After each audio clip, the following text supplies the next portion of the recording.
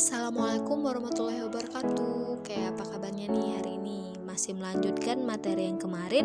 Hari ini kita akan membahas mengenai unsur intrinsik dan ekstrinsik cerita atau novel sejarah.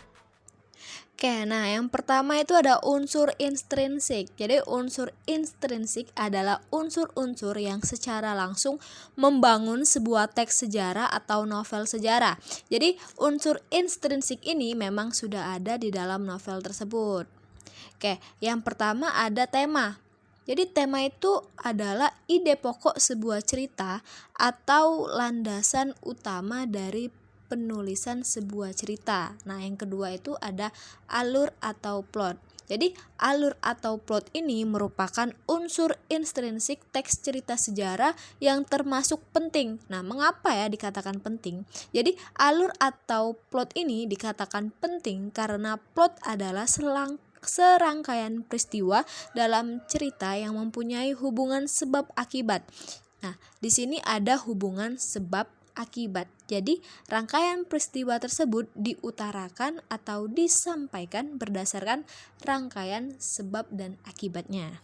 Nah, dalam unsur intrinsik alur ini memiliki jenisnya. Yang pertama ada alur maju, alur mundur, dan alur campuran. Nah, yang pertama itu ada alur maju, yaitu rangkaian peristiwa atau cerita yang bergerak ke depan dan terus melangkah maju.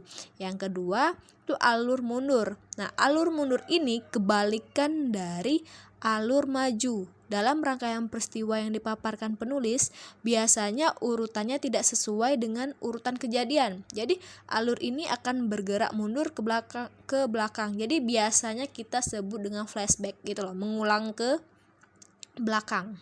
Oke, yang ketiga itu ada alur campuran, yaitu serangkaian peristiwa yang urutannya adalah campuran dari alur maju dan alur mundur. Nah, alur maju dan mundur dirangkai menjadi satu cerita yang menggunakan alur campuran. Terus yang ketiga itu ada tokoh dan penokohan. Jadi kalau tokoh itu adalah pelaku atau orang yang berperan, sedangkan penokohan ialah watak atau karakter kepada tiap-tiap pelaku dalam sebuah cerita, baik itu dari sifatnya, tingkah lakunya, maupun ciri fisiknya. Nah, yang keempat ada gaya bahasa. Gaya bahasa ini ialah alat utama penulis dalam menjelaskan atau menggambarkan dan juga menghidupkan cerita dengan secara estetika. Adapun gaya bahasa yang biasanya dipakai antara lain ada personifikasi, terus ada simile atau perumpamaan, terus ada lagi yang biasanya digunakan dalam pengarang itu ada hiperbola.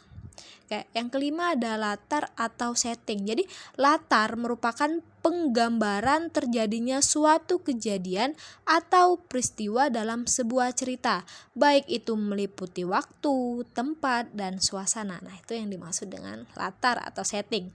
Yang keenam, sudut pandang ialah suatu penempatan diri pengarang atau penulis dan juga cara penulis itu dalam melihat berbagai macam peristiwa atau kejadian. Jadi sudut pandang ini bisa jadi sudut pandang orang pertama, kedua, atau ketiga. Nah, yang terakhir itu ada amanat, ialah sebuah pesan yang disampaikan yang terdapat dalam sebuah novel tersebut.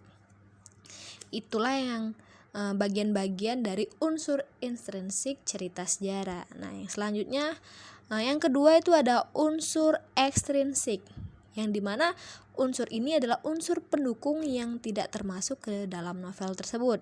Ada apa saja sih unsur ekstrinsik? Yaitu meliputi satu, sejarah atau biografi pengarang. Yang kedua itu situasi dan kondisi.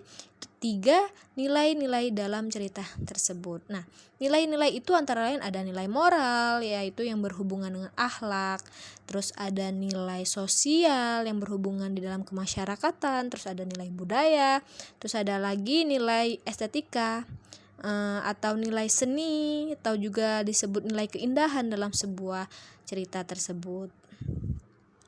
Nah, ada sedikit tambahan mengenai unsur ekstrinsik dalam sebuah cerita atau novel sejarah sebagai berikut.